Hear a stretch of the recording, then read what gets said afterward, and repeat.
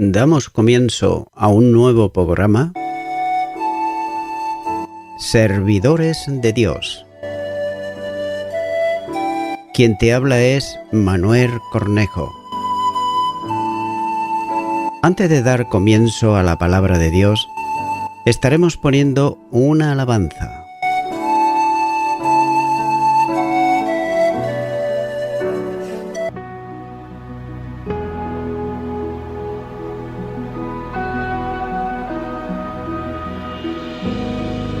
Soy redimido y mis pecados tú llevaste en esa cruz.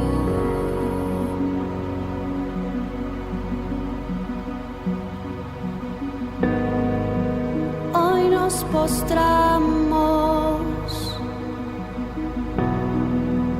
ante el Cordero que nos salvó, nos santificó.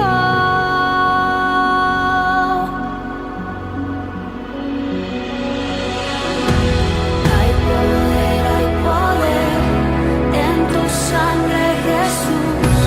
Las cadenas rotas son y la enfermedad llegó. Hay poder en tu sangre, Jesús. Todo ciego verá y todos confesarán.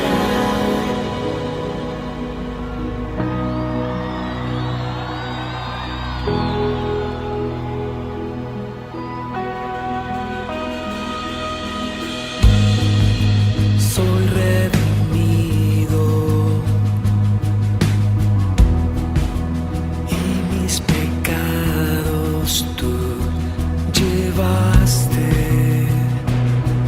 en esa cruz.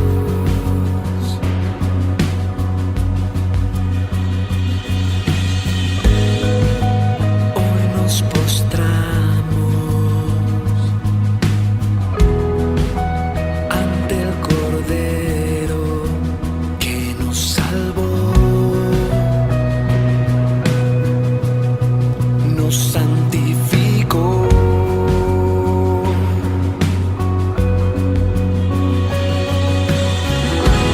Hay poder en tu sangre, Jesús.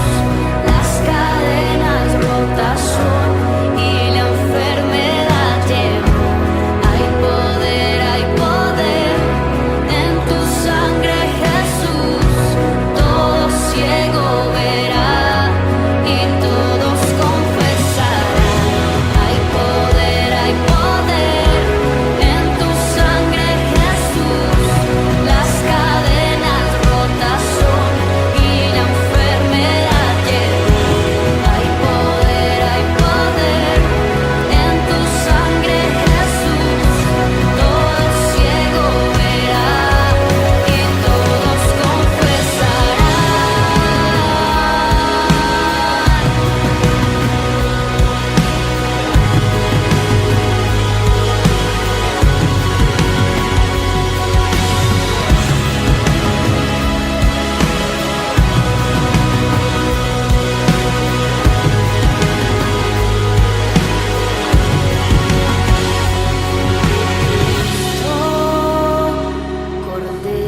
Cordero, tu sangre me salvó,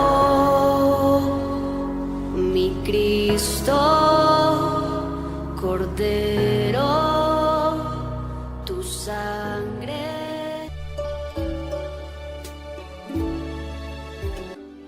Y ya de nuevo, tras la pausa musical, estoy con toda la audiencia para estar compartiendo la palabra de Dios, la Biblia. Y lo haré de una manera expositiva, versículo a versículo. En esta ocasión será en el Evangelio de Juan, capítulo 5, a partir del versículo 26, donde dice: porque como el Padre tiene vida en sí mismo, así también ha dado al Hijo el tener vida en sí mismo. El Hijo puede dar vida, como dice anteriormente el versículo 21, porque, como el Padre, Él tiene vida en sí mismo. Nadie puede dar aquello de lo que carece. Entonces, ningún ser humano, por supuesto, puede generar vida eterna para sí mismo, ni, y mucho menos, impartirla a los demás, ya que solo Dios la posee y la concede por medio de su Hijo, a quien Él quiere. Quienes niegan la deidad de Cristo tergiversan su afirmación de que el Padre ha dado vida al Hijo, como si se tratara de una admisión de que el Hijo es criatura y está en inferioridad al Padre. Pero sin embargo, no es ese el caso. Juan ya había declarado en el prólogo a su Evangelio que el Hijo poseía vida en sí mismo, desde toda la eternidad, como dice el Evangelio de Juan, capítulo 1 y versículo 4. En Él estaba la vida, y la vida era la luz de los hombres. Debe afirmarse, por tanto, de nuevo, que cuando el Hijo se hizo hombre, entregó voluntariamente el uso independiente de sus atributos divinos, tal como podemos ver, por ejemplo, en Filipenses, capítulo 2, los versículos 6 y 7, y también este mismo Evangelio de Juan, capítulo 5, versículo 19, versículo 30 y capítulo 8, versículo 28. Pero el Padre le concedió autoridad para dar vida física y también espiritual, aún con la condescendencia autoimpuesta de su ministerio terrenal. De este modo, si el Padre tiene vida en sí mismo, el Hijo también tiene vida en sí mismo. El creyente tiene vida eterna, pero la tiene por el don del Hijo. Pero su vida no es en sí mismo, sino en Cristo. Y como Cristo, el Hijo de Dios, tiene vida en sí mismo, no es el creyente el que tiene esa vida, sino que es Cristo que vive en él. Gálatas capítulo 2 y versículo 20 dice: con Cristo estoy juntamente crucificado, y ya no vivo yo, mas vive Cristo en mí, y lo que ahora vivo en la carne, lo vivo en la fe del Hijo de Dios, el cual me amó y se entregó a sí mismo por mí.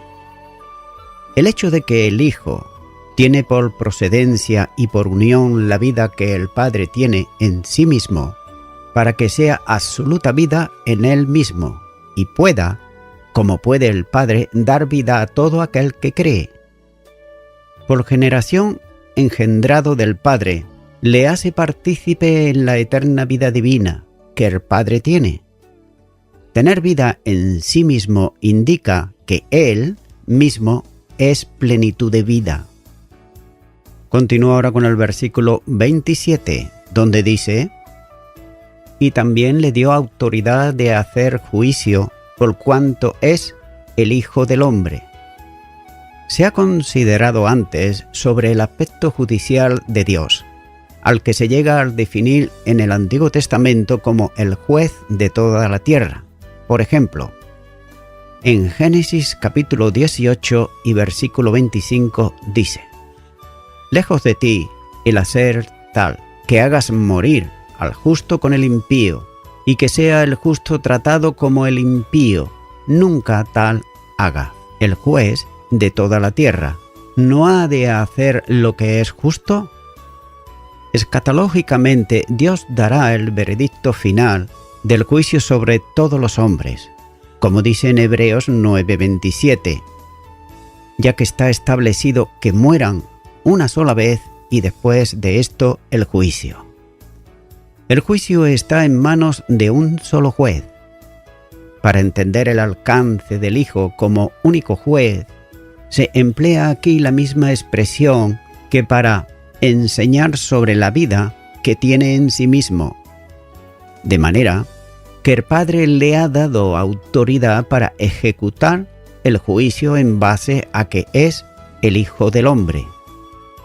Pero téngase en cuenta que algunos consideran que al no tener en el texto griego artículo determinado ninguno de los dos nombres, tanto hijo como hombre, debe entenderse que no se trata de una referencia a la deidad de Cristo, sino a su humanidad, entendiendo que se le da la autoridad de juzgar a los hombres porque es hombre como ellos.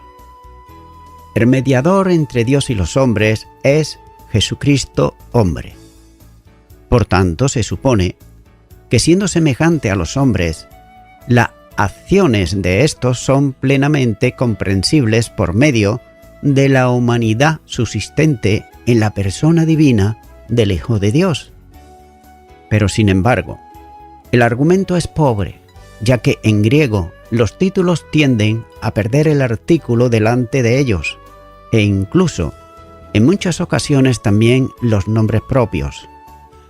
Y una segunda razón para no considerar esta forma de entender el texto es que habría que considerar el título Hijo de Hombre adquiriendo aquí un significado que no es habitual en el resto del Nuevo Testamento. Anteriormente ya se consideró esto en el versículo 22, pero ahora el mismo concepto sentido surge en el versículo que se comenta. Una prueba histórica del sentido con que Jesús dijo estas palabras es que los judíos estaban acostumbrados a entender y creer que Dios es quien puede juzgar a los hombres y que lo hará al final de los tiempos. Esto significa, en las palabras de Jesús, que se consideraba con los mismos derechos de Dios. Nótese que esto traía aparejado que, según lo que Cristo enseñaba, los hombres serían juzgados por lo que hicieren y la actitud que tomasen respecto a Él. El título, Hijo del Hombre, vincula a la vida y al juicio. Lo sitúan en el plano en el que se usa, esto es, primero en su aspecto mesiánico y en segundo lugar, para referirse a la condición celestial y por tanto, divina del Hijo de Dios. Jesús se refiere delante de sus adversarios al poder que le correspondía como Dios y que ejercía también en el plano de su humanidad, como una de las dos naturalezas que subsisten en su persona divina. Es notable apreciar el cambio del ministerio relacionado con Jesús, el Hijo del Hombre. Vino para buscar y salvar lo que estaba perdido, pero vendrá en el futuro para juzgar a los hombres. La autoridad que tiene para uno y otro ministerio en el plano eterno de Dios le ha sido dado por vinculación plena con el Padre. Eso redunda tanto en honor del Hijo como en honor también del Padre, como dice el versículo 23. El doctor Lacueva comenta referente a este pasaje y dice: esta autoridad le ha sido concedida a Cristo como Hijo del Hombre, por dos razones. Primera, porque siendo en la forma de Dios es igual al Padre, condescendió a hacerse uno de tantos, en todo semejante a nosotros, excepto en el pecado, como así afirma Filipenses capítulo 2, versículos 6 al 8, Hebreos capítulo 2, versículo 11 en adelante y capítulo 4, versículo 15. Su afinidad con nosotros, al ponerse de nuestra parte, le acreditó a ser hecho Señor de todos. Filipenses capítulo 2, versículos 9 al 11, a quien toda criatura debe doblar la rodilla y toda lengua confesarle como Señor para gloria de Dios Padre. La segunda parte tiene que ver porque, al ser el Mesías prometido, había de venir investido de todo poder, no solo sobre el pueblo judío, sino sobre toda criatura, como dice Mateo capítulo 28 y versículo 18. El Padre le envió, como dice el versículo 23. Por tanto, la afrenta que se haga al embajador del Padre se le hace al Padre mismo. Hasta aquí el comentario del doctor Lacueva. Continúo ahora con el versículo 28, donde dice: No os maravilléis de esto, porque vendrá hora cuando todos los que están en los sepulcros oirán su voz. Dice la primera parte de este versículo: no os maravilléis de esto. Posiblemente, los oyentes mostraron signos de falta de comprensión de las palabras del Señor Jesús. Había manifestado verdades a los que los oyentes no estaban acostumbrados y también conceptos que incluso diferían de todo aquello en que habían sido anteriormente ellos enseñados. Incluso pudiera haber señales de escepticismo en ellos, ya que Jesús habló de su autoridad para dar vida. Afirmó también que como Dios tiene vida en sí mismo, Él también la tiene. Se refirió a su autoridad para ejercer juicio y dijo a los oyentes que esa actividad le corresponde a Él y que le fue dada del Padre. Cristo quería captar el interés de ellos y le dice que no se maravillen de cuánto han oído. La palabra no significa solo admiración, también equivale, en este caso, a asombro. Jesús le está diciendo que no se asombren de lo que acaba de decir, esto es, que el Hijo del Hombre da vida y juzga a los espiritualmente muertos para anunciarles que Él será el autor de la resurrección final de los muertos y del juicio que marcará definitivamente la perpetuidad de cada uno de ellos. Dice la segunda parte de este versículo: porque vendrá hora cuando todos los que están en los sepulcros oirán su voz. Cristo advierte de que llegará la hora en que los muertos oirán su voz y los que están en el sepulcro vendrán a resurrección. El Señor afirma que viene o que llega la hora. Es la forma natural como Dios ve el futuro temporal.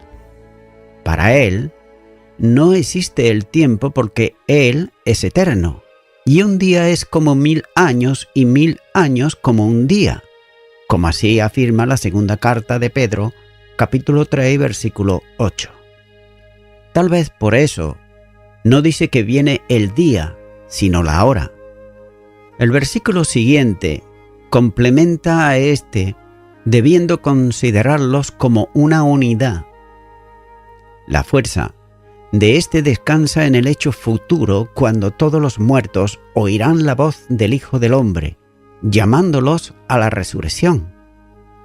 Lo que Él hizo puntual y ocasionalmente durante el tiempo de su ministerio concluirá con una resurrección universal de todos los muertos a lo largo de todos los siglos de la existencia humana. De manera que sorprende aquí la afirmación de Jesús: los que están en los sepulcros oirán la voz suya. Ahora bien, cabe hacerse una pregunta y es la siguiente: ¿cómo puede un muerto oír? No lo podrían hacer con otra voz, pero esta no es una voz cualquiera, sino que es la voz de su Creador, a quien todos los muertos deben su vida, desde su concesión hasta su muerte. La voz del Hijo es una voz vivificante y además creadora, y por ello podrán oírla. Continuará con el versículo 29, donde dice: y los que hicieron lo bueno saldrán a resurrección de vida, mas los que hicieron lo malo a resurrección de condenación. Las palabras de Jesús son el eco directo de la profecía de Daniel, cuando él escribe en Daniel capítulo 2 y versículo 2, dice: y muchos de los que duermen en el polvo de la tierra serán despertados, unos para vida eterna y otros para vergüenza y confusión perpetua.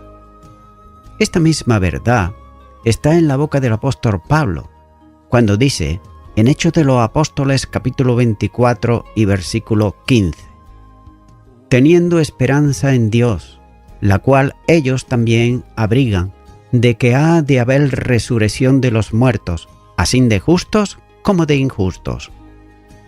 La resurrección de los muertos es una verdad bíblica, creída tanto por los creyentes del Antiguo Testamento como por los del Nuevo Testamento. Para los judíos de los tiempos del Señor Jesús, era también una razón de fe, especialmente para los fariseos, aunque sin embargo los saduceos la negasen, de modo que estas verdades eran compartidas por quienes rechazaban a Jesús. Esta era una esperanza común para quienes creían en la inspiración de la Biblia como la palabra de Dios. La doble resurrección de justos e injustos forma parte de la enseñanza del Nuevo Testamento, entre ellas, por ejemplo, la del apóstol Pablo, como enseña en su primera carta a los Corintios, capítulo 15, versículos 34 al 36, y la primera carta a los Tesalonicenses, capítulo 4, versículo 16 al 17. Esta es la misma enseñanza de Jesús. Aquí se refiere a dos grupos de personas, los que han hecho lo bueno y los que han hecho lo malo. La certeza de la resurrección fue enseñada más tarde por los apóstoles. Jesús dice que los muertos resucitarán en un día futuro, bien sea para entrar en la vida de Dios si son encontrados justificados y para oír su sentencia de condenación, que será ejecutada inmediatamente para ir a la segunda muerte. La lectura del versículo exige hacerla desde el contexto bíblico totalmente, en donde se aprecia que la resurrección de los justos se producirá en etapas, como enseña el apóstol Pablo en 1 Corintios capítulo 15, versículos 23 y 24, dice: pero cada uno en su debido orden, Cristo las primicias, luego los que son de Cristo en su venida, luego el fin, cuando entregue el reino al Dios y Padre, cuando haya suprimido todo dominio, toda autoridad y potencia.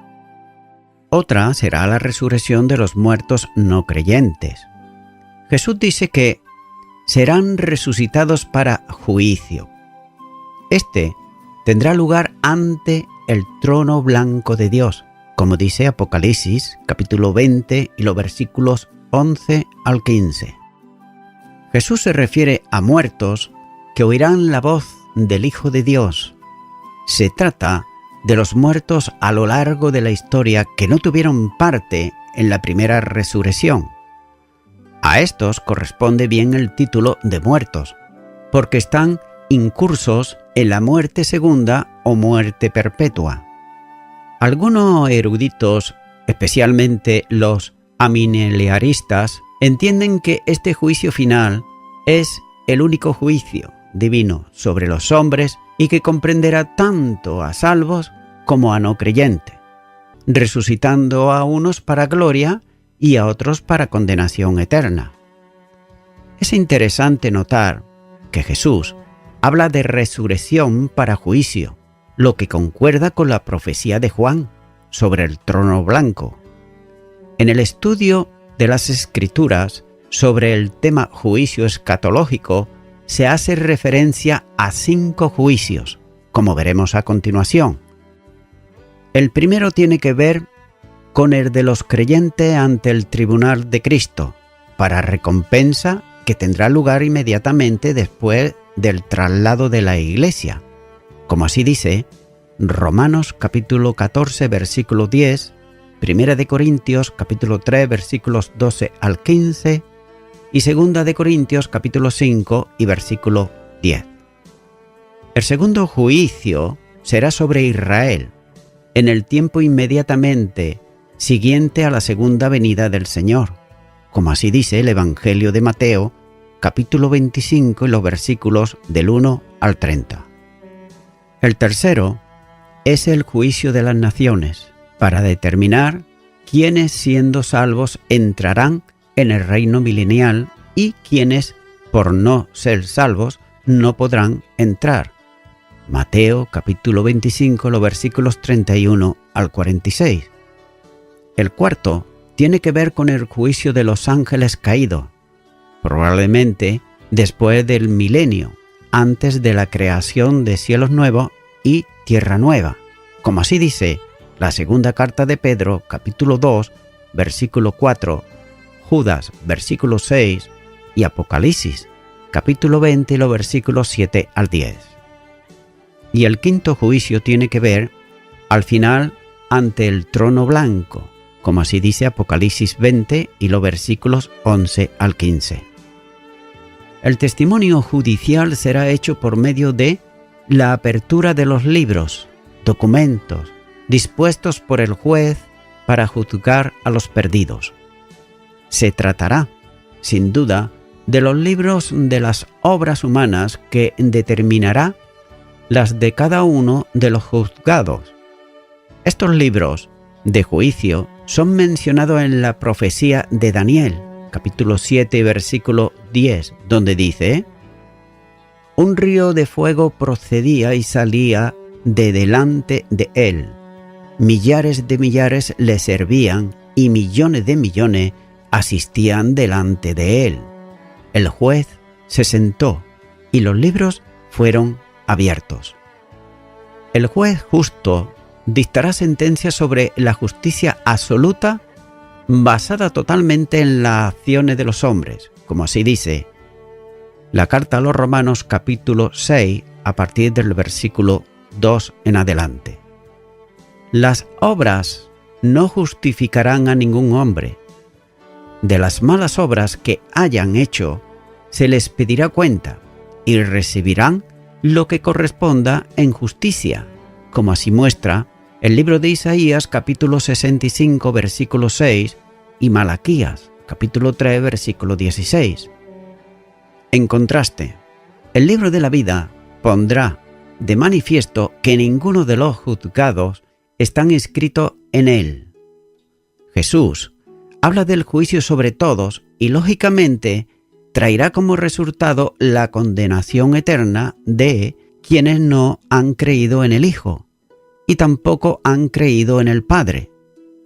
El apóstol Juan dice bien claro en su primera carta de Juan capítulo 5 y versículo 12: el que tiene al Hijo tiene la vida, el que no tiene al Hijo de Dios no tiene la vida. Por tanto, la vida mana del Hijo y se comunica a quien tiene y está en Él. Tener a Cristo es estar unido a Él y estarlo por la fe, morando en Él en el creyente y el creyente en Él. El único modo de tener vida es por medio de la fe y es creer en el Hijo de Dios, como dice el Evangelio de Juan capítulo 3, versículo 15 y versículo 36. Por tanto, Jesús es la vida y es la fuente de la vida, como dice Juan 14 y versículo 6. Y también es el único Salvador, Hechos de los Apóstoles capítulo 4 y versículo 12. Así como es el único camino a Dios y por tanto la vida eterna. La muerte como ausencia de la vida comunicada de Dios es la consecuencia de no tener al Hijo.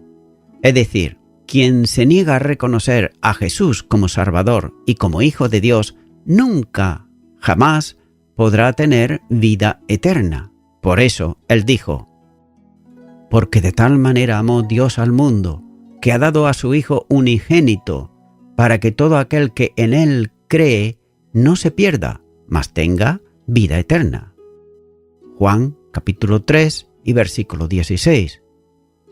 Todos los que sin Dios vivieron, sin Dios mueren, y sin Dios se pierden para siempre.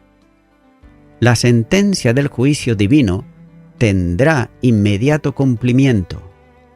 Esta es la consecuencia de aceptar o no lo que Jesús estuvo enseñando hasta ese momento de su ministerio.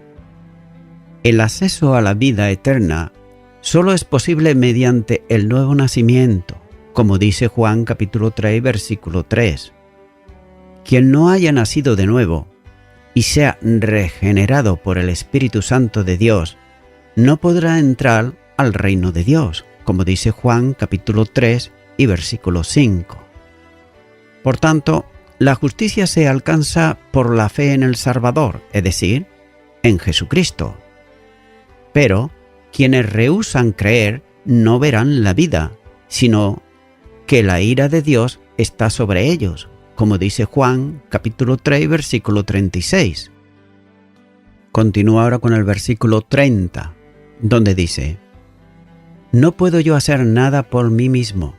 Según oigo, así juzgo, y mi juicio es justo, porque no busco mi voluntad, sino la voluntad del que me envió, la del Padre.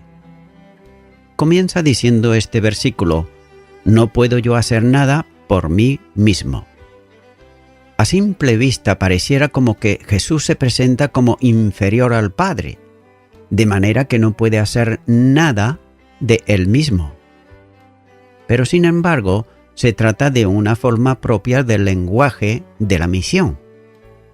Todo cuanto va a hacer en el tiempo del envío no surge de su voluntad, sino del eterno plan de redención para el que fue enviado por el Padre. Hasta aquí, Jesús ha estado usando el pronombre personal para referirse a Él, es decir, la tercera persona de la Trinidad.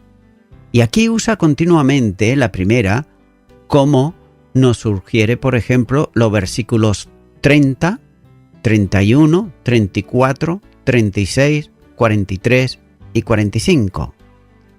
Nótese que la dependencia del Padre vuelve a ponerse de manifiesto. Dice: como oigo, juzgo. Anteriormente habló de lo que ve, versículo 19, y aquí dice de lo que oye.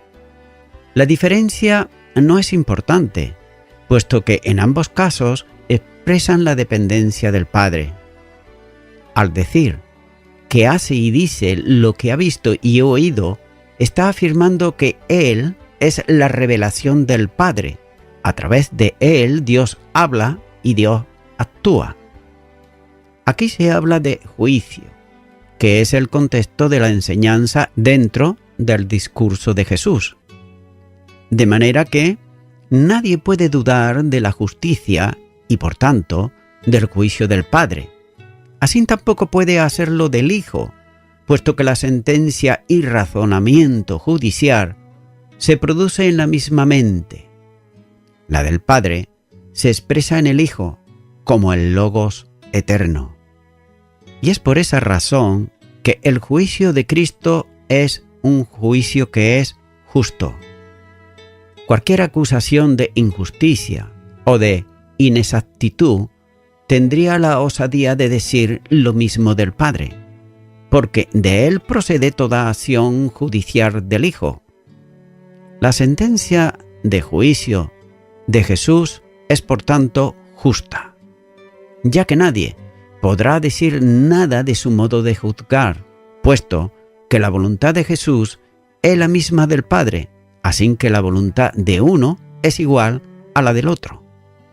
Y esa es precisamente la razón por la que dice que no busco mi voluntad, sino la voluntad del que me envió. De otro modo, el Padre no juzga a nadie porque ha confiado al Hijo todo juicio, pero éste juzga solo no de sí mismo, sino conforme a la voluntad del Padre que le envió. Así que la voluntad del Hijo alcanza su perfecto cumplimiento en base a su perfecta obediencia. La perfecta acción del juez, del Hijo, está en la total identidad por unión con el Padre. Pero esto no significa que Jesús no tenga propio poder como persona divina, sino que el poder lo recibe del Padre y todo cuanto hace está acorde con el querer del Padre. Al juzgar como oye del Padre, supone que Jesús juzga como Él.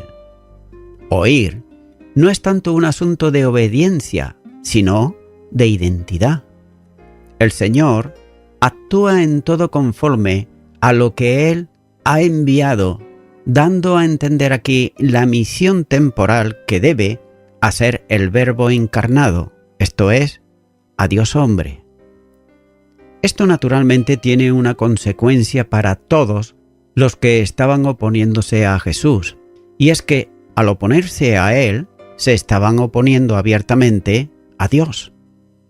Esa es la evidencia que se desprende del testimonio de Dios hacia Jesús, cuando dice, en Mateo capítulo 17 y versículo 5, «Este es mi Hijo amado, en quien tengo complacencia, a Él oíd».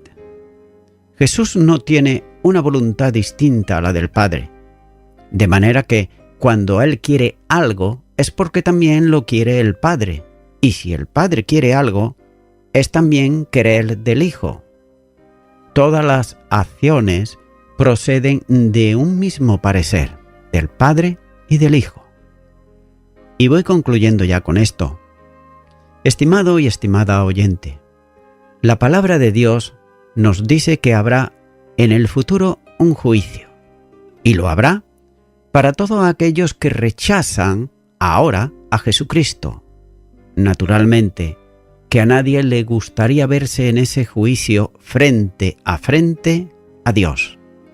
Pero déjame decirte, amigo y amiga oyente, que la única manera de no estar en ese juicio es aceptar ahora, en este momento, a Cristo como Salvador en tu vida. Es por eso que si antes nunca le has invitado a que venga a tu corazón, ahora puedes hacerlo. Yo puedo guiarte en una oración de fe, y por ello te animo que repitas conmigo esta oración y di ahí a donde te encuentres. Señor Jesús, tu palabra dice que habrá un juicio para aquellos que ahora te rechazan y que la ira de Dios está sobre aquellos que no creen en tu obra redentora. Creo firmemente que tú, Jesucristo, has muerto por mis delitos y pecados, y también creo que has resucitado de entre los muertos. Yo te abro en este momento mi corazón y te recibo como mi Salvador, en el nombre de Jesús. Amén.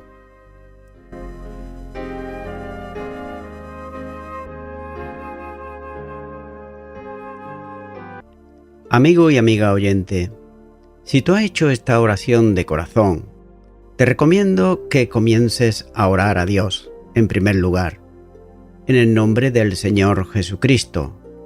Orar a Dios no es rezar, sino que es hablar con una persona. También te recomiendo que leas la palabra de Dios y lo hagas a diario. Comienza, por ejemplo, con el Nuevo Testamento. Y también, por último, te recomiendo que para que puedas crecer espiritualmente, te congregues en una iglesia cristiano-evangélica, donde se predique, se enseñe y se practique la sana doctrina y la palabra de Dios. Congrégate ahí y con el tiempo podrás crecer espiritualmente y también servir al Señor Jesucristo. Que Dios te bendiga. Y a toda la audiencia, nuevamente ya me estoy despidiendo de todos ustedes y será hasta el próximo programa. Que Dios os bendiga a todos.